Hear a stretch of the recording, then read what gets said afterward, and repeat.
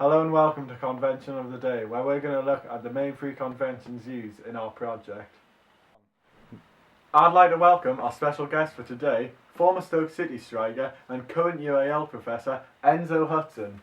Hi Antonio, thanks for having me on the show. It's great. So with him, we're going to talk through some of the key conventions that's being used in Nick Colby's new video, On the Green. That's going to be great. We've had some top matches today, especially the Arsenal against Man City one. Can't wait to look at that one. Of course, and obviously the late 5 o'clock kickoff for the advert. It's all been good. It'll all be on the show today. So we're going to start off with the music video, which is a 3 o'clock kickoff at Carrow Road. So Enzo, can you list some of the main conventions of the music video that we would expect to see in Nick Colby's? Well, yeah, some of the main conventions we would expect to see is, you'd expect to see the artist throughout the video. That's very important. Also, there's a lot of extreme close-ups used in current music videos that are similar to Nick Colby's.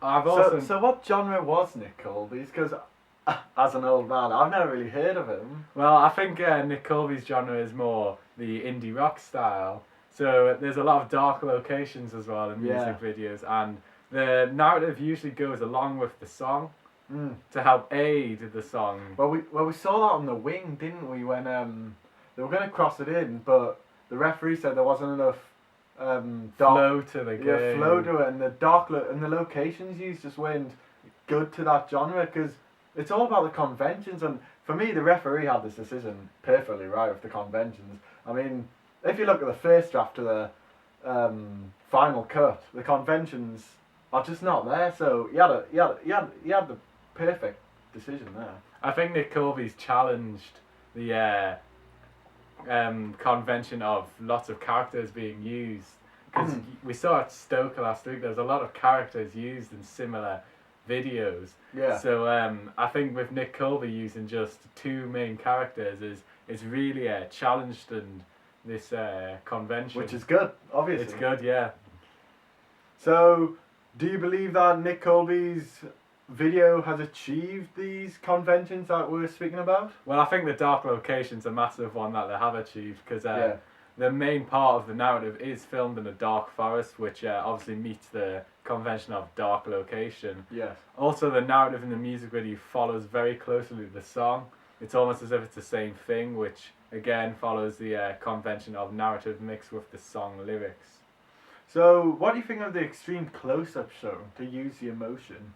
Do you think these are used in the music video? I think again the music Nick Colby actually challenges these conventions, because there are a few close-ups used, but I don't think they always show emotion. I think emotion is mainly showed through his loneliness when he's on the green digging the hole. I think that's how the main way his emotion is showed, not through extreme close-ups, which obviously challenges the convention we have.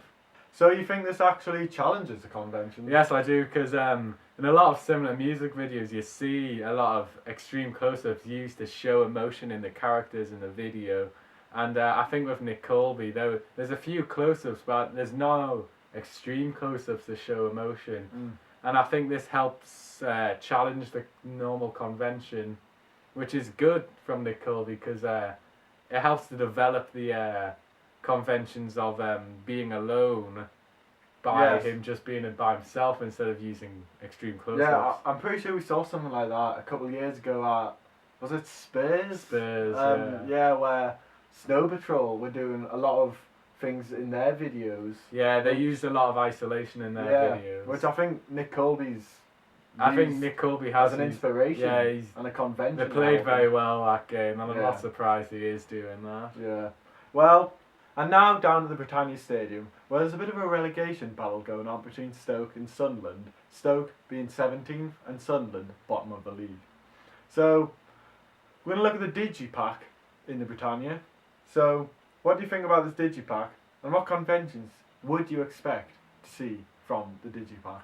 Well, firstly, I think the Digipack looks extremely good. We've actually got a copy here, and I think, in my opinion, there's been a lot of conventions followed to help make this a successful Digipack. I'll show the camera.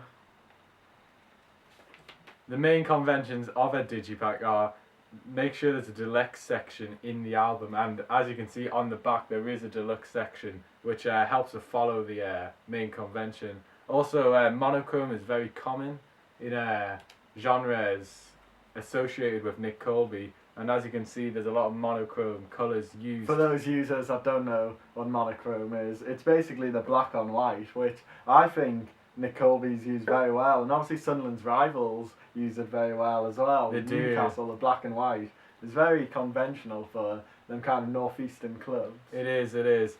The record company logo is also located on the barcode, which I think is needed. Yeah, well there's a record cable. It's needed to make it look a lot better as well. Yeah. And some other conventions are, you might see a website on the album. There's a lot of inside artwork which I think is located on the digipack. Copyright information, name of artist and digipack going down the spine, name of the song on the CD. Writing around the CD itself is sometimes used, although I don't think it's been used in this Nick Colby album. But it's a common one that we would see. There's also a lot of original artwork used in Nick Colby's work, as well as a lot of the work similar, so this is a very good convention, and I think this really helps to make it fit in with the genres around Nick Colby. So what do you think follows on from these conventions used by Nick Colby into the digipack? Well, there's a deluxe section, obviously, as mentioned before, and this obviously follows the main convention. There's also a logo and barcode, which we saw throughout the research, and I think this was one of the main things that Nick Colby had to add in to make it fit in with the similar genres. There's also a lot of inside artwork, which again was noticed on the research, and original artwork was used a lot in the research. So and obviously, as you can see, it's been used on the Nick Colby album, helping it to follow the main conventions that are similar to Nick Colby. And does this help to make it a good digipack? Because Yeah. from what I see, it looks very professional. So Yes, I do. I think it does make it look like a very good digipack, and it is a very good digipack, as you can see. And I think the research and the audience research done has helped to make it look like this. yeah. Now, as always, we're going to look at tomorrow morning's back page headlines, especially looking out for the Sun's report on the key conventions of an advert and how it's been used in Nick Colby's On the Green. So now we're going to look at an article by The Guardian, which is listing some of the key conventions of an advert, which we think is very important to touch on before we look at Nick Colby. So they say the most important is the image of the artist, which I totally agree. I think that's very important. They said second, you must have an image of the digipack. I think we've seen that. I think we've seen that a lot this season with Reading. Yeah. They've used it to their advantage. A lot of the lower teams have in the lower leagues. And I think it's really working on. It's a really important convention that I think must be involved. Yeah, the image of the digipack seems vital. Also often a monochrome design, which will help draw people in. As you can see, I think we've got one on the screen now from Blink-182, Yeah. which really helps draw people in, which is important in the end of the day for these releases. Also, a record company is important, a release date. A quote about the release will always do the world of good for these adverts. Arty photography is one for this kind of genre, especially Nick Colby's genre, and dangerous shots, which help draw people in. So now there's been loads of people asking us on Twitter, and so this week the new on the show, about Nick Colby's advert. Yeah. So I did a bit of research into this advert, and as you can see now on the screen, it's got all sorts of conventions on. The main one, as they touched upon, is the image of the artist, the performer. Nick Colby is quite He's clearly straight on in there. the middle of that. Yeah, it's important. It's great they've done that.